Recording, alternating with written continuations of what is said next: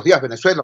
Bienvenidos todos a este espacio. La Fuerza de la Unión, una tribuna abierta de la sociedad democrática venezolana para compartir con todos ustedes, más allá de cualquier distingo cultural, partidista o ideológico, la angustia, la preocupación, la justa indignación por lo que ocurre en nuestro país y también la certeza, la confianza, la esperanza de que trabajando juntos, de que remando unidos en la misma dirección, seremos capaces de construir la Venezuela de trabajo y de respeto, la Venezuela con alimentos y con medicinas, la Venezuela con democracia y con libertad, que todos necesitamos y que ciertamente todos merecemos. Una situación extremadamente complicada. Saludo a la madrugada de este 20 de julio, este lunes 20 de julio en Venezuela. Las advertencias señaladas, hechas, formuladas de manera muy seria y muy respetuosa por la Academia Nacional de Ciencias Físicas, Naturales y Matemáticas, bueno, se están cumpliendo, se están cumpliendo. Venezuela entra en una fase muy compleja de la pandemia, en la fase exponencial de la pandemia. Ayer el señor Maduro Moros, el ciudadano Maduro Moros, da un parte de más de 400 nuevos casos. Muy complejo, muy compleja la situación. Y esa situación compleja, agravada en materia de sanidad, en materia de manejo de la pandemia, se complementa, bueno, con un agravamiento de muchas otras cosas en el orden de la vida cotidiana del ciudadano. Por ejemplo, el tema de la seguridad. Hay un severo problema de gobernabilidad, hay excesos por todas partes de organismos, de fuerzas del orden público, o por el contrario hay ausencias que permiten que el AMPA o grupos irregulares se adueñen del orden o del desorden en diversas partes del país. Bueno, ya hay denuncias concretas. El constituyente Andrés Eloy Méndez, altísimo funcionario del régimen, formuló una denuncia desgarradora de lo que le pasó a él y a su familia en manos de una comisión del FAES. El alcalde del municipio Catatumbo fue asaltado en plena vía y le robaron prácticamente todo, incluyendo la camioneta. Bueno, si eso le pasa a esos funcionarios, imagínense ustedes lo que les pasa a los humildes transportistas venezolanos, a los humildes transportistas caraqueños. Allá donde se acaba la Caracas de las autopistas, desde Francine por toda la autopista Francisco Fajardo, llega al final, se va a encontrar con Ruiz Pineda, pasa Ruiz Pineda, se va a encontrar con un lugar llamado La Redoma, pasa La Redoma, entras en ese espacio llamado Macarao, las adjuntas Kennedy, la carretera vieja hacia Los Teques. Bueno, si usted vive por allá o si y de allá viene para Caracas, va a encontrar severos problemas. Hay una situación crítica allí de extorsión, de agresión a los trabajadores del transporte. Tenemos en línea al señor Alberto Rangel. El señor Alberto Rangel es directivo de la Central Unión de Conductores de Antímano. Alberto, muy buenos días. Gracias por atender nuestra llamada madrugadora. ¿Qué está pasando en esa área donde tú trabajas? Te escuchamos. Con los buenos días, Chugo. Saludos a todo el público. Mira, la situación en Macarao y las adjuntas es bastante fuerte. Resulta que no nos dejan cargar, estamos bajando vacío para irnos para otra ruta que también prestamos servicio, y la Guardia Nacional pretende que nosotros a las 3 de la mañana le llevemos 200 bolívares para poder salir de la comunidad. Entonces yo veo que es un abuso de parte de las autoridades y eso es todos los días. 200.000 bolívares, Alberto. 200.000 bolívares. Y resulta que todos esos muchachos, nosotros cuando salimos en la mañana venimos limpios, sin nada, porque acuérdate que nosotros vivimos también en cerros, en la carretera vieja, en Kennedy, en Macarao, y entonces venimos a pie caminando a sacar la unidad a las 3, 2 de la mañana y ya nos quieren cobrar esa cantidad de dinero. ¿Y de dónde? Y ese cobro, Alberto, ¿corresponde a qué motivo? ¿Existe legalidad en ese cobro? ¿Es un peaje? ¿O estamos hablando simplemente de matraca, de lo que llamamos los venezolanos matraca? No, es una vulgar matraca de parte de la Guardia Nacional y lo hemos denunciado y bueno, si no te dicen, mira, si no lo puedes pagar en la mañana, en la tarde cuando vengas a guardar vacío otra vez, porque no estamos trabajando en Macarao ni las adjuntas con pasajeros, bajamos vacío y entramos vacío para los estacionamientos, en la tarde tienes que darle algo. Entonces ya yo creo que ya esto está bueno, ya nosotros estamos pasando uno de los momentos más difíciles del transporte, porque no tenemos ningún tipo de ayuda. Estamos conversando con Alberto Rangel. Alberto Rangel es directivo de la Central de Transportes Unión de Conductores de Antímano y nos está reportando que hay un severo problema. Cuando nosotros nos encontramos a las 5:30 de la mañana, hay trabajadores que están ya desde hace 2 horas laborando, que a las 3 de la mañana están intentando sacar sus unidades de transporte desde allá, desde ese ámbito. Estamos hablando, repito, del área de Macarao, Las Adjuntas. Sin embargo, tienen que superar un escollo importante que serían puestos irregulares de elementos de cuerpos de seguridad del Estado haciendo cobros indebidos, matraca, extorsión para poder permitirles circular. Alberto, he recibido también denuncias en el sentido de que a veces estos cobros se producen no en moneda nacional, sino en divisa, en dólares. ¿Eso es correcto? Sí, señor, $1 la salida. Y la otra cosa, porque esto se está presentando a nivel nacional también, y nosotros también, mira, nosotros normalmente estamos trabajando por la autopista, lo vemos más beneficioso para nosotros, y así estamos con el público menos tiempo. Bueno, resulta que para salir por la autopista hay que pagar 50 aquí, 50 allá, entonces, o nos meten por San Martín en unas colas, entonces realmente estamos mucho más tiempo expuestos a la enfermedad que asiste. Y entonces no entiendo por qué el transporte público ha sido tan golpeado en estos momentos y de esa manera. Alberto, finalmente tengo entendido que desde ayer en la tarde se han detectado bloqueos, y ahora la expresión es literal, porque están utilizando bloques de concreto, estructuras de concreto para cerrar las vías. Tengo entendido que la entrada y la salida de Ruiz Pineda, tanto por el área de San Pablito como el acceso hacia la autopista, estarían ya cerrados con estos obstáculos colocados, repito, por autoridades, y que la única vía desde el suroeste profundo hacia Caracas sería la que viene desde arriba, desde la hacienda Caricuao. ¿Eso es correcto? Sí, mira, desde las 4 de la tarde ayer llegaron una grúa con concreto armado y prácticamente no hay entrada hacia Ruiz Pineda ni salida por Ruiz Pineda. Te tienes que venir por el Indio para salir a Caricuao y poder a ver si te dejan pasar. Y la otra salida que teníamos, que estábamos utilizando el transporte público, a pesar de que no sirve para nada, que es la de San Pablito por Mamera, le metieron 4 bloques que, bueno, yo no sé qué, esto parece una guerra, realmente no entendemos. Y nosotros lo que queremos es prestar servicio, ¿no? Claro. Alberto, bueno, te agradecemos profundamente que nos hayas dado toda esta información. Eso nos permite entender, pues, no solamente el tema del transporte, cómo esto afecta a los transportistas y a los ciudadanos que tienen que utilizar este tipo de recursos, este tipo de vehículos, sino nos da una idea, pues, de cómo se está desgarrando la gobernabilidad en este país. Muchas gracias, Alberto, y vamos a estar muy pendientes de lo que ocurra ahora en estas primeras horas de la mañana con la movilidad allí en esa parte del suroeste capitalino. Buenos días. Buenos días, muchas gracias a ti, Chugo, por la oportunidad, y bueno, estamos a la orden, hermano. Nosotros lo que queremos es trabajar y que este país produzca. Saludos. Muy pendientes, muy pendientes. Era Alberto Rangel, de la Unión de Conductores de Antímano. Yo quiero compartir con ustedes, antes de que termine este primer segmento, algunas informaciones que están en el marco de esta madrugada del lunes 20 y que nos permiten entender la gravedad de esto que nos acaba de decir Alberto Rangel. Les leo este titular de el portal Costa del Sol. Habitantes de la isla de Toas protestaron exigiendo justicia por la muerte del pescador Joe Albornoz.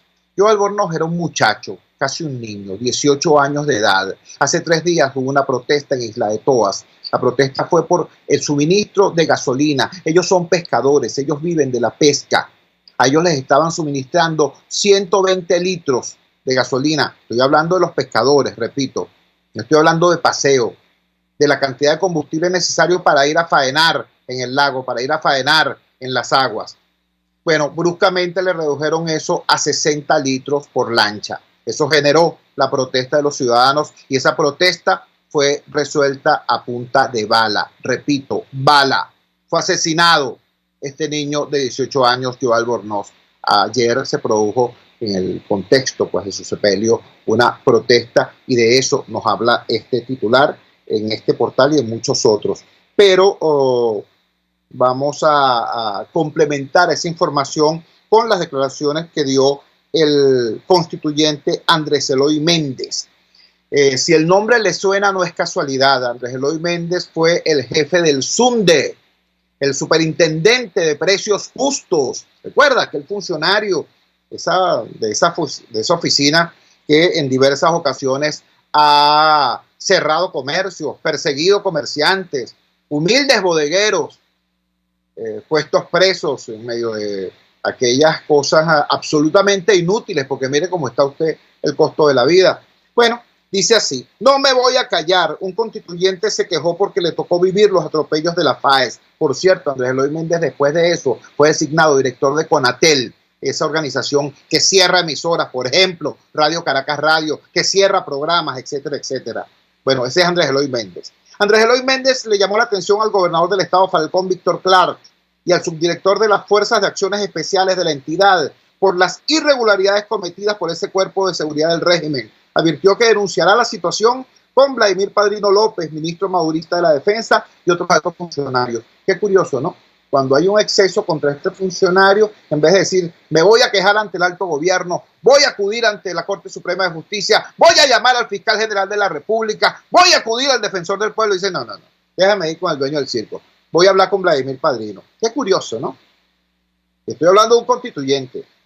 El constituyente Andrés Eloy Méndez, del estado Falcón, rechazó el acostumbrado accionar irregular de las Fuerzas de Acciones Especiales cuando le tocó vivir en carne propia junto a su familia los atropellos que cometen algunos funcionarios de este organismo de seguridad del régimen de Nicolás Maduro. El constituyente contó que conducía su camioneta por una de las vías de la entidad falconiana acompañado de su esposa y sus hijos, cuando 3 camionetas de la FAES que iban delante se detuvieron abruptamente y se bajaron los uniformados con máscaras y portando armas largas. Esta situación, aseguró, los asustó, por supuesto. No me voy a callar, dijo. Qué mal están llevando algunos funcionarios a ese grupo de respuesta inmediata. Revisan y ahora es el doble de las alcabalas. No importa, pero lo que hizo el FAES me parece que ya está bueno. Los venezolanos tienen derechos, se acordó Méndez.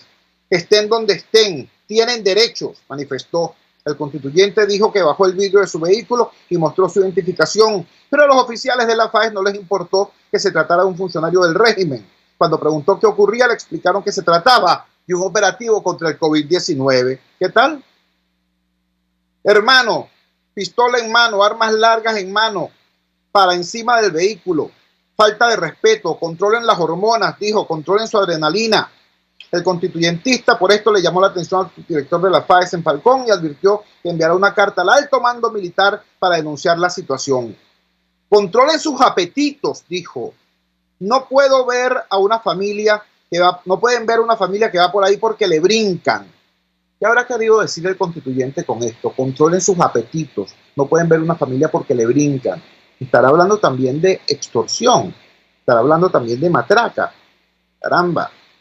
Les agradezco, ciudadano gobernador, alcalde. Sé que el espíritu de Padrino López, de Remigio Ceballos, el espíritu no es ese, pero estos patiflochos que andan sueltos con un vago conocimiento de la ley y con un desprecio por los derechos en el nombre de Chávez y la revolución bolivariana, ¿hasta cuándo? ¿Qué tal?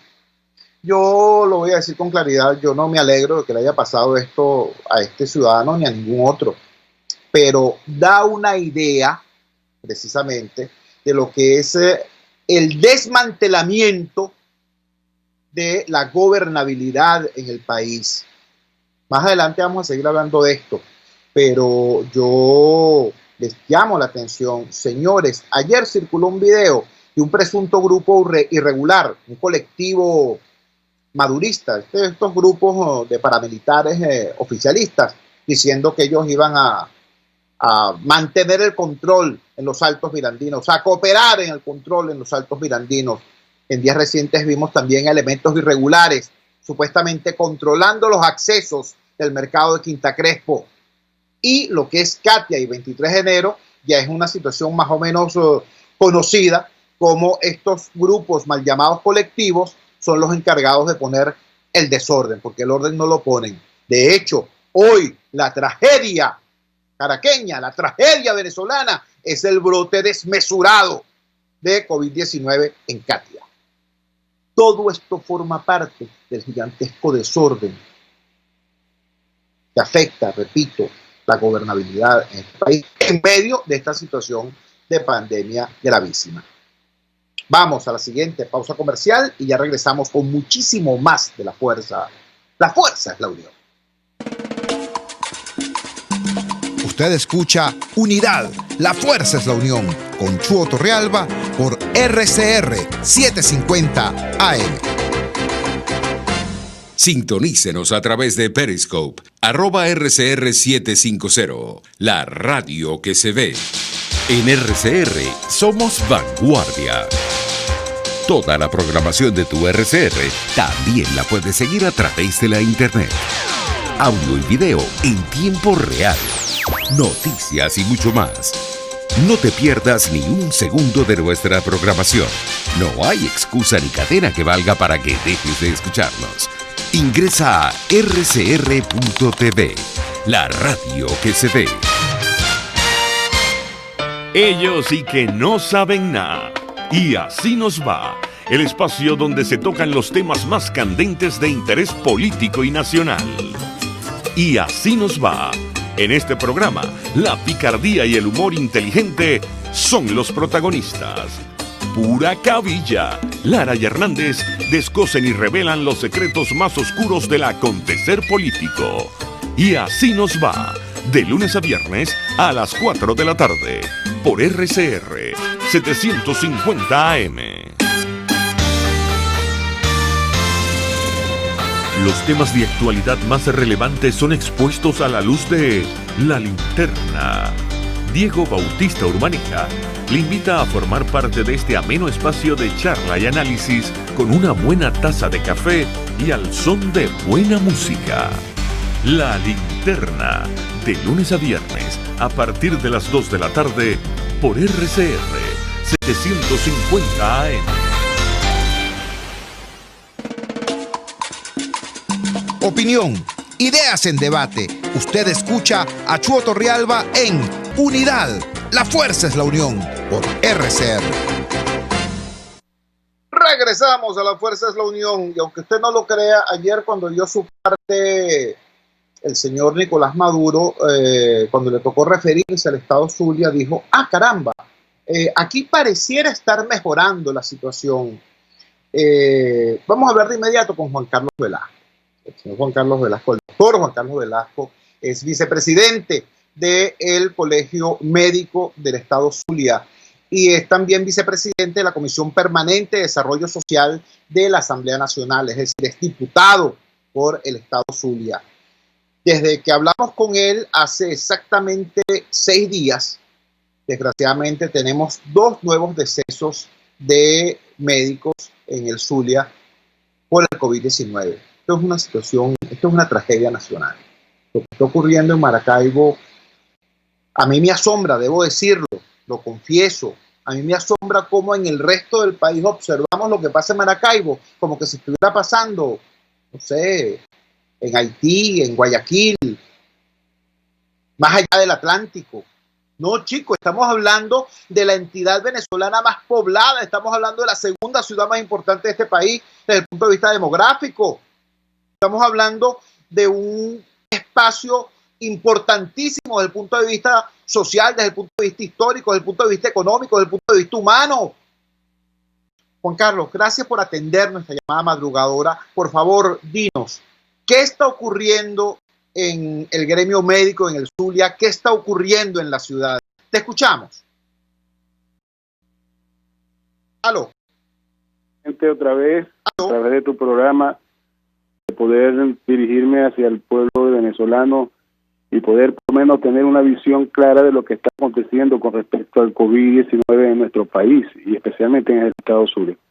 Tú lo decías, bueno, la situación se repite esta semana nuevamente, muy dramática y delicada, no solo en el Zulia, sino en cada uno de los estados de nuestro país. Y lo decíamos claramente, fíjate ahorita esta situación que estamos viviendo en el Zulia, donde lamentablemente ya casi estamos llegando al techo de los 3.000 casos, ya 2.600 casos aproximadamente acá en el Zulia. Eso representa aproximadamente casi el 23% del total de los casos que tenemos nosotros a nivel nacional.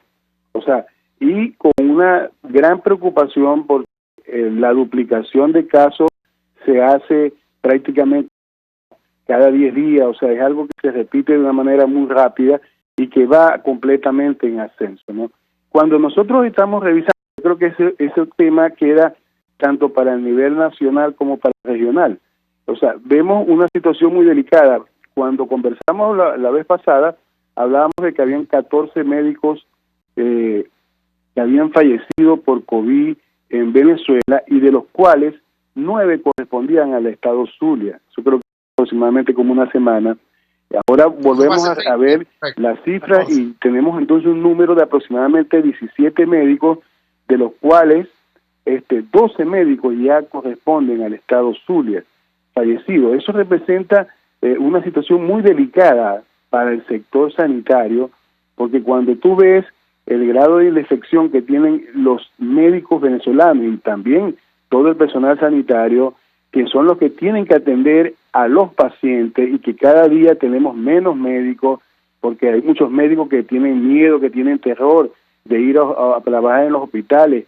Ya hay médicos que están renunciando y otros responsablemente que han tomado actitudes como la del hospital del jefe de cardiología del hospital Pérez Carreño, quien asumió con responsabilidad que su personal para poder atender a los pacientes, entonces tienen que tener todas las condiciones, los equipos de protección personal, los equipos de bioseguridad para hacerlo, pero que al régimen no le interesa eso y que obliga de manera insistente a que nuestro personal sanitario tenga que atender a los pacientes. Entonces vamos viendo que se va armando una consecuencia tan grande que el personal de salud para atender a nuestros pacientes en los hospitales cada día menor, y eso es algo que a la larga va a tener una repercusión muy, pero muy grande. Pero cuando tú ves de manera general, en este momento, cuando revisas los indicadores, Chugo, desde el punto de vista epidemiológico, y evaluando lo que tuvimos la semana pasada, vemos que los cuadros demostrativos de lo que es las principales, las variables que se toman en cuenta para darle seguimiento a la pandemia, los resultados evidencian claramente que no hay control en el país de la pandemia COVID-19. O sea, hay un crecimiento exponencial donde no hay ningún tipo de reflejo de lo contrario que determine que se está frenando o que por lo menos se está manteniendo o está bajando. Es indudable que todo esto es producto, yo creo que decimos así, de las inexistentes y de las erradas políticas sanitarias, sumado, por supuesto, a lo principal, que es el desastre de base estructural que hay. Son un sistema sanitario colapsado, los hospitales no tienen ningún tipo de respuesta a la atención de los pacientes, a ningún nivel, porque ni siquiera no están dotados ni capacitados para atender a los pacientes que van en condiciones leves, como a los pacientes que van en condiciones ya a un nivel bastante grave. No se ha roto la cadena epidemiológica, o sea, si no hay una estrategia clara para romper la cadena epidemiológica, y aquí en el Zulia se evidencia mucho más claro, porque no hay ninguna política, todo está dándose de una manera que permita que el virus siga en un curso natural de su enfermedad y se mantiene. Fíjate lo que está aconteciendo con los médicos también, que es una situación que demostración de que no hay disminución de la potencialidad que existe en los hospitales de disminuir ese riesgo absolutamente. Tú que eres comunicador y que estás todos los días en los medios de comunicación, tú puedes ver que aquí en nuestro país no hay una política de comunicacional desde el punto de vista que cree una conciencia clara ciudadana de prevención en las comunidades, que entienda que eso tiene que ser parte de cada uno de nosotros y que pueda lograr de esta manera dar una visión de que las personas tengan que colaborar y ayudar. Puedes ver cuando se va, entonces la semana pasada se habla de que vamos a ir en una flexibilización completa en todo en la mayoría de los estados del país, y el mismo lunes se toma una decisión de ir entonces a una parte de cuarentena radical como que la que se detectó en el distrito capital. O sea, son posiciones que se adoptan de una manera que lo que hacen es evidenciar que están actuando como una manera refractaria, o sea, para corregir errores, enmendar conductas que son improvisadas y sin soporte de evidencia alguna de lo que está pasando. O sea, hay una objetividad pero muy irregular en relación a los objetivos que se tienen desde el punto de vista sanitario. O sea, utilizan entonces esta pandemia desde el punto de vista sanitario, o sea, utilizan lo que es la emergencia sanitaria, y eso es un grave error porque se usa de esa manera con fines, es decir, solamente político, de control social, sin importarle la vida de los venezolanos. Cada día las condiciones, Chugo, son más precarias. Es una combinación, una especie como de hambre y empobrecimiento que pudiera estar existiendo.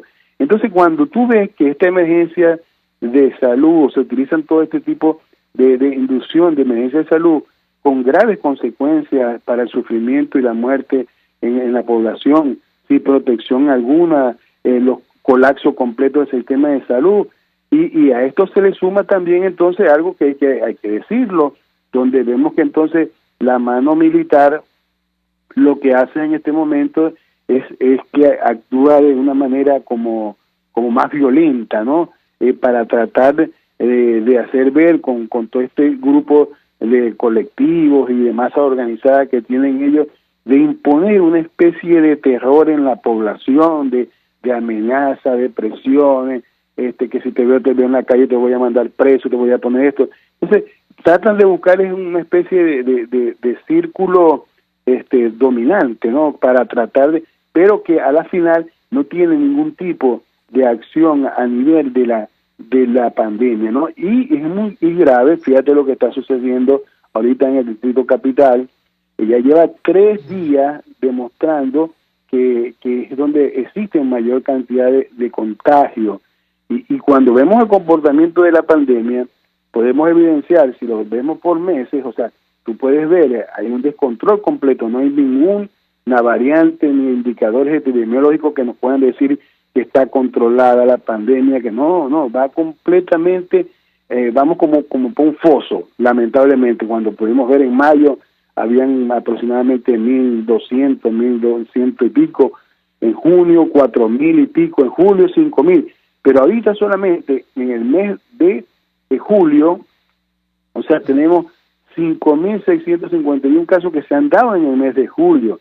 Eso representa casi el 50%, a decir así, el total de los casos que hemos tenido en toda Venezuela. Lo tenemos ahorita en julio, casi el 50% del total de todos los casos lo tenemos ahí.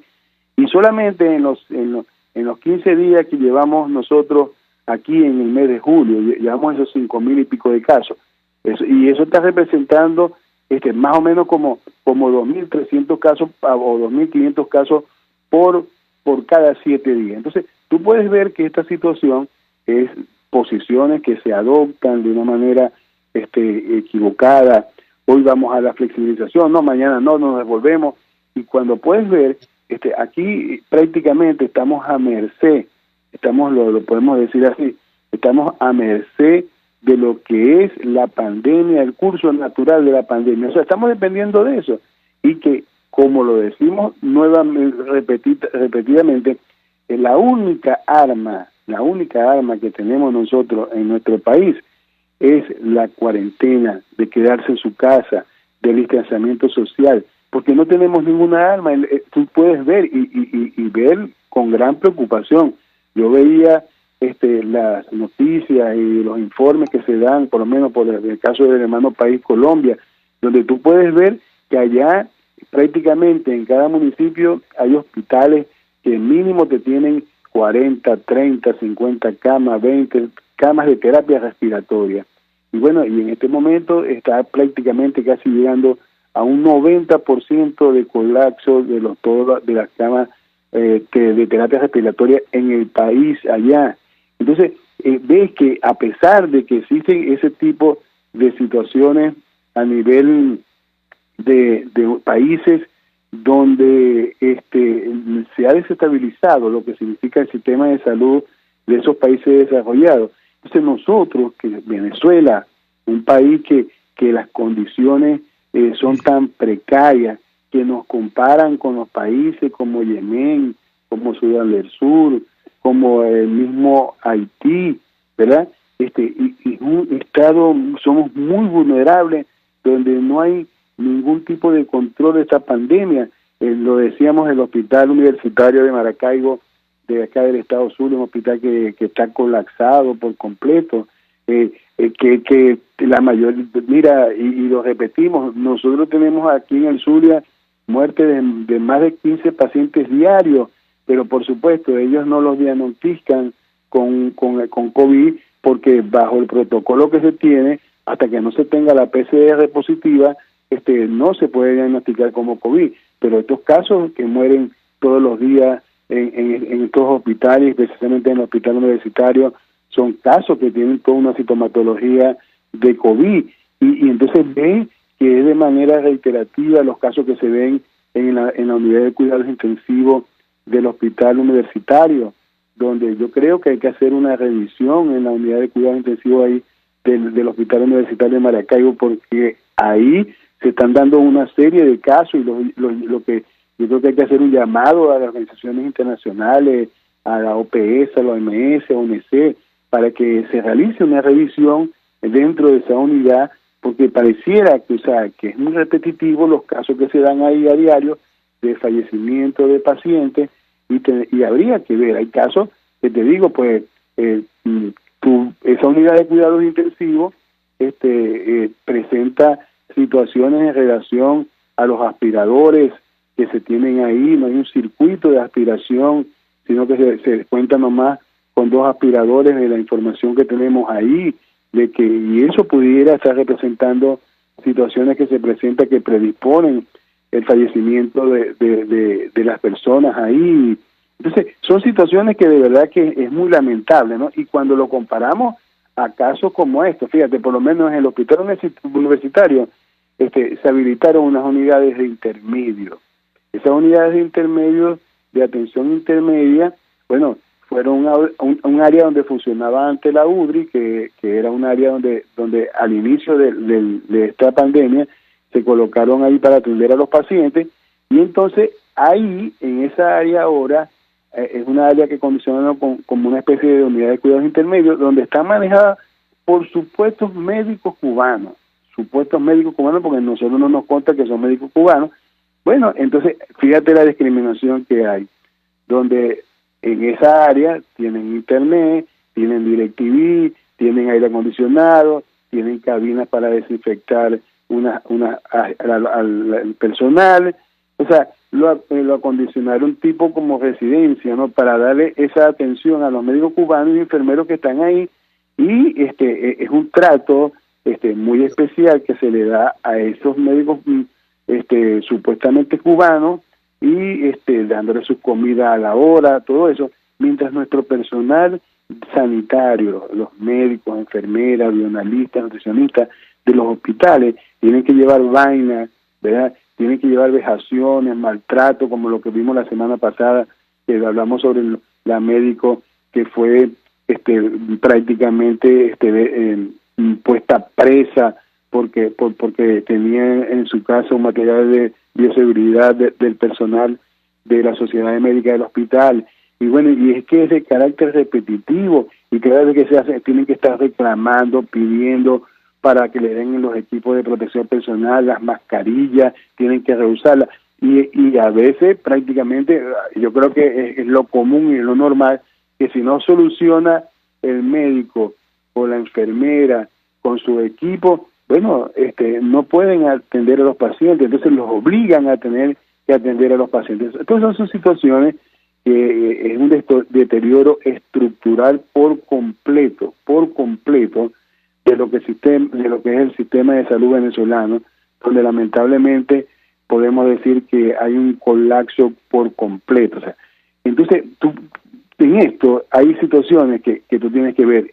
Es indudable, ya tenemos que devolvernos, volver a comenzar desde cero con respecto a la cuarentena, porque cuando tú decretas la cuarentena, ¿verdad?, que es una medida que tiene que darse, pero tú decretas la cuarentena, tú tienes que plantearte los objetivos para esa cuarentena. ¿Cuáles son los objetivos? Romper la cadena epidemiológica. Segundo objetivo, dotar y adecuar los hospitales. Tercer objetivo, disminuir que esos centros hospitalarios no tengan potencialidad de riesgo.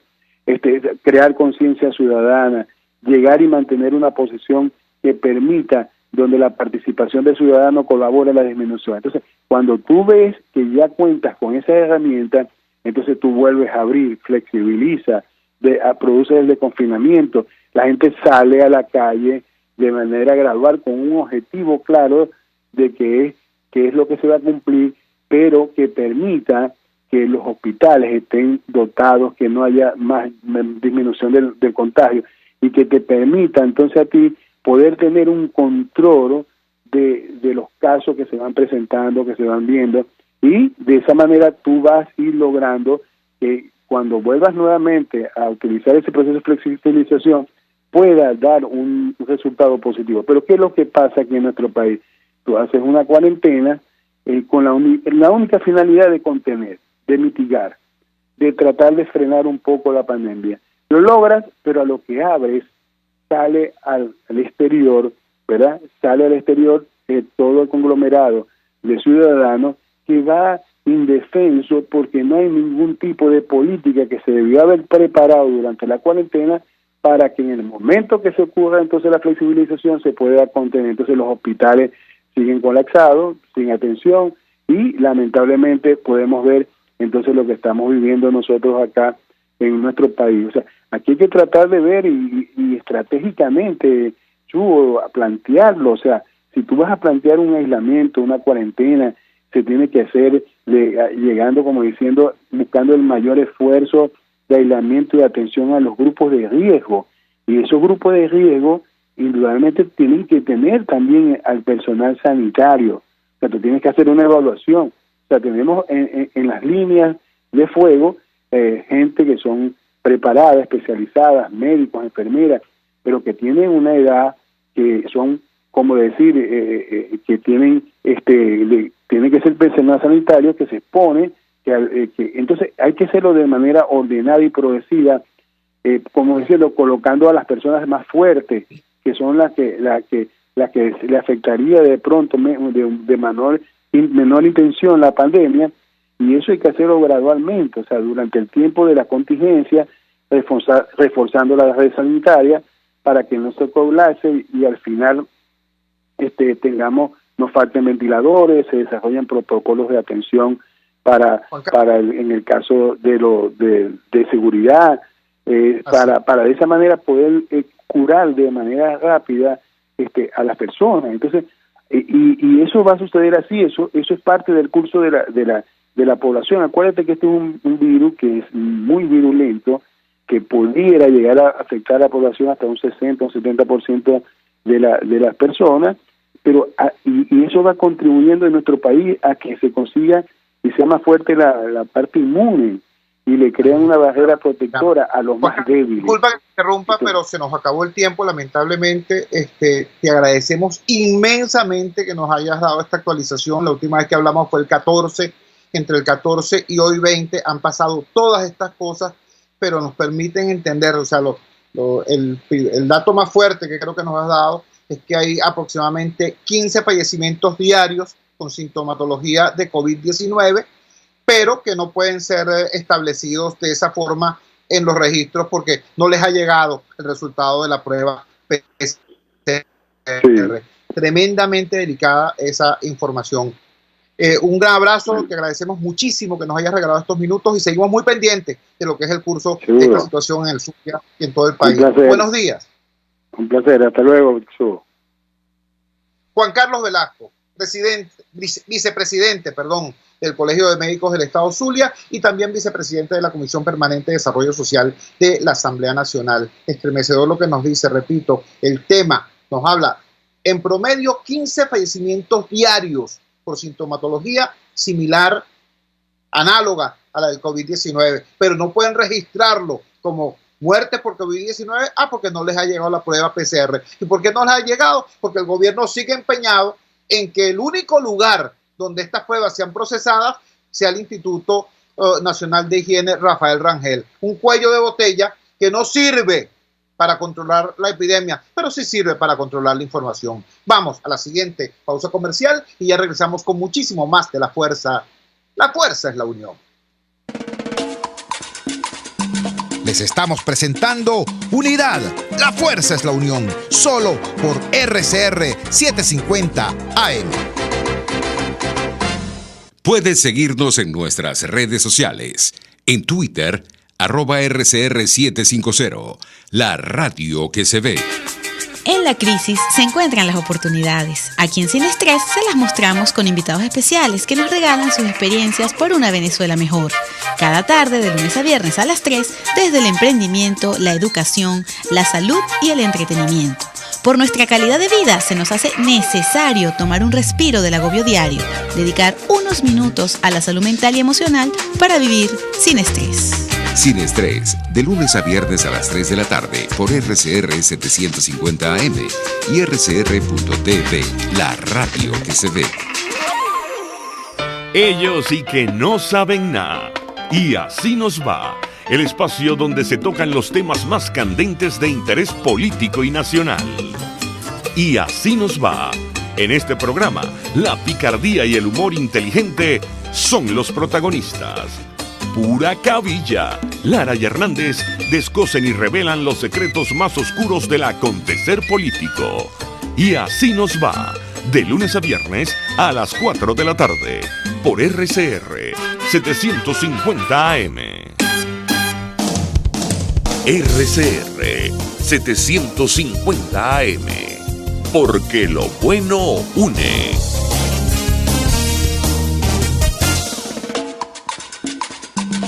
Les estamos presentando Unidad. La fuerza es la unión. Solo por RCR 750 AM. Regresamos a La Fuerza es la Unión y lo hacemos con una noticia lamentablemente de carácter luctuoso. Estábamos conversando hace minutos con Juan Carlos Velasco, quien es vicepresidente del Colegio de Médicos del Estado Zulia. Nos hablaba de la terrible situación del desarrollo de la pandemia en esa entidad occidental. Pues bien, debo informar con pesar, con dolor, que allá en el estado Zulia falleció el señor Franklin Viloria, presuntamente por COVID-19. Franklin Viloria era el esposo de la profesora Lourdes Ramírez de Viloria, la presidenta de la Federación de Asociaciones de Profesores Universitarios de Venezuela, FAPU, uno de los gremios más importantes y más combativos de nuestro país. Nuestra palabra de pésame, nuestra palabra de solidaridad, nuestra palabra de condolencia a la profesora Lourdes de Viloria y a toda su familia, a todos sus hijos y a toda la legión de amigos y de compañeros de lucha. Realmente dura esta situación, muy dura esta situación. Ahora, yo quiero insistir en dos puntos. Primero, la conducta que ha tenido el resto del país frente a lo que ha sido el tema de la pandemia y su impacto en Maracaibo y en San Cristóbal, concretamente, pareciera que a veces no entendemos o no asumimos que estamos hablando de un trozo de Venezuela, que así como es Maracaibo, así como es San Cristóbal, pudiera ser Valencia, pudiera ser Maracay, pudiera ser Caracas. Y no es que pudiera ser, es que es Caracas. Yo estoy muy preocupado Yo ninguna de estas cosas ni las celebro, ni me pongo en la actitud de vieron, que nosotros lo decíamos, yo lo dije. No, chico, esto es una cosa extremadamente grave para los venezolanos y tenemos los venezolanos que ver de qué manera, aún en esta circunstancia, aún en este esquema fragmentado y debilitado de gobernabilidad, podemos dar la mejor respuesta posible, porque aquí lo que está en juego no es si el gobierno tiene razón o si el otro gobierno tiene razón o si alguna oposición tiene razón. El problema son las vidas humanas. Comparto con ustedes parte de la información dada ayer por el señor Nicolás Maduro. Este es el reporte que nos da Efecto Cocuyo. Nicolás Maduro informó este domingo el fallecimiento de 2 personas y la detección de 408 nuevos contagios de COVID-19 en Venezuela, de los cuales 396 son de transmisión comunitaria, 11 importados y 1 por contacto con un viajero. Con las cifras de este 19 de julio, ya el país suma 112 fallecidos y 11.891 personas infectadas por coronavirus. Esta es la información sobre el total nacional. Ahora quiero llamar la atención sobre la situación de Caracas. En Caracas nos informa también sobre la base de la información oficial ofrecida por el señor Mauro Moros, nos dice el mismo portal, Efecto Cocuyo. Distrito Capital lleva 3 días al tope de la lista de regiones con mayor cantidad de contagios diarios de COVID-19. Este domingo 19 de julio, Nicolás Maduro informó la muerte de una persona y la detección de 241 nuevos casos en esta capital, número que representa 59% del total de los casos en las últimas 24 horas. Este domingo la parroquia del Valle registró la mayor cantidad de casos en Caracas con 38 nuevos infectados. Lo sigue la parroquia Sucre, Catia con 36 contagios, La Vega con 18 y las parroquias Coche, El Recreo y 23 de enero con 8 contagios detectados cada uno. Sin embargo, Maduro solo informó la ubicación de 106 de los 214 contagiados que reportaron las últimas 24 horas. El número es la cifra más alta de casos en un día para Caracas. Luego nos ofrece al final, un reporte completo por parroquia. Nos dice que en la parroquia Catedral fueron detectados 4 casos, en Macarao 7, en Santa Teresa 7, en la Candelaria 11 casos en la Candelaria, 12 en la Pastora, 13 en San Bernardino, 18 en el Junquito, 18 en San Pedro, 19 en San José, 22 en San Agustín, 24 en Caricuao, 29 en la parroquia Altagracia, es decir, en pleno centro de Caracas, 36 en Santa Rosalía, 43 en el 23 de enero, 47 en el Paraíso, 50 en el Recreo. El Recreo es toda esta área norte, Sabana Grande, La Florida, Simón Rodríguez, todo eso es el Recreo. Decíamos 50 en San Juan, 66 en Coche, 89 por determinar, 92 en La Vega, 172 en el Valle, 208 en la parroquia Sucre y 514 sin identificar lugar.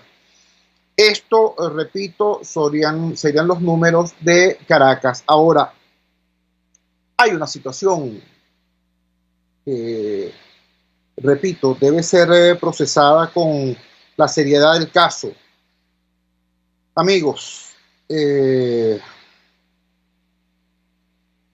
la cantidad de altos funcionarios y funcionarios medios que han sido detectados como casos positivos también es alarmante. Algunos de los titulares nos revela: Darío Vivas, jefe de gobierno del Distrito Capital, dio positivo por COVID-19. César Trompis, ministro de Educación Superior, dio positivo por COVID-19. Luis Barra, el señor que dice ser presidente de la Asamblea Nacional con el apoyo del gobierno, pero sin mostrar el acta donde supuestamente sacó esos votos para ser presidente del Poder Legislativo, está hospitalizado por neumonía y a la espera del resultado para certificar que sea COVID-19. Juan Carlos Alemán, este señor que era diputado por Antímano y que perdió su curul con la unidad, con la oposición en el 2015, y que ahora es constituyente, también dio positivo por COVID-19. Y cuando todo esto estaba ya, estoy hablando de ayer a las 6:30 de la tarde, todo este panorama ciertamente complicado y difícil, ya estaba instalado y pensamos que esta era la situación que había que inventariar para el día de hoy.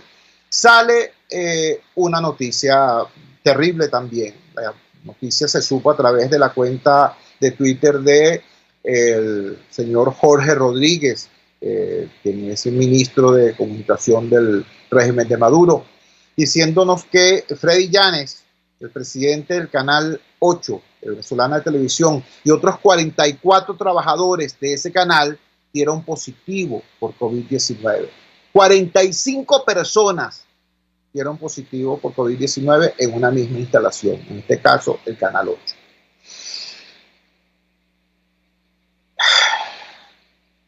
La situación es extremadamente grave y sería una irresponsabilidad en este momento o tratar de minimizarla y decir, bueno, ahí vamos adelante, porque tú sabes que también en esta ocasión venceremos y no sé qué cosa, y patria o muerte y pal. Entonces, eso es una bolsería, eso es una repetición de consignas necias, ¿no? Y también sería una estupidez ponerse con el tema de que nosotros lo dijimos, no sé qué cosa, ¿vieron? Hermano, esto es gravísimo y está explotando en la cara. Ahora, lo que sí podemos tener absolutamente seguro es que estos señores, ¿no?, los ultraprotegidos, los que andan en camionetas blindadas, los que andan con escoltas por todas partes, su convalecencia no va a ser ni en un refugio improvisado, en un hotelucho, ni en un CDI sin ningún tipo de dotación, ¿no? Que es lo que sí le puede ocurrir al ciudadano de a pie que se encuentre en una situación similar. Es imperativo, es absolutamente imperativo que se le dé un vuelco al manejo de la lucha contra el COVID-19. Es necesario, es indispensable que haya una nueva visión de este asunto que ponga el énfasis no en el control de la información, sino en el control de la pandemia, que tenga una lógica médico-asistencial y científica y no policial y militar, que sea una estrategia no de gobierno, sino de país. Repito, no me cansaré de decirlo. Son vidas y son las vidas de todos. No es que el que tenga camisa roja es inmune. No, vale, lo estamos viendo. Son las vidas de todos las que están en juego. ¿Qué hace falta, vale? ¿Qué hace falta para que haya un mínimo de humildad y se procedan a hacer los correctivos para salvar vidas? Es nuestro llamado angustioso en esta madrugada. Nuestra palabra de solidaridad a todos los enfermos, sean del color que sean, sean del partido que sean. Y nuestro llamado a todos los que no están enfermos y tienen aún puestos de responsabilidad en cualquiera de los dos gobiernos, en el gobierno y en la oposición, a que hagan lo que tengan que hacer, pero con urgencia, para dotar a este país de una mejor estrategia que, repito, proteja la vida de los venezolanos y que nos saque esta situación de ingobernabilidad que están sufriendo, por ejemplo, los choferes de Antímeno, por ejemplo, Andrés Eloy Méndez, en manos de, bueno, en este sálvese quien pueda, y que se ha transformado la vida de nuestro país. Trabajamos para ustedes. En la dirección general de la emisora, Jaime Nestares, al frente de los controles estuvo César Arteaga. Habló para ustedes su amigo, comunicador popular, activista social, ciudadano en lucha por la democracia y por la libertad, Jesús Chuo Torrealba. Ahora más que nunca, fuerza, Venezuela, porque la fuerza es la unión.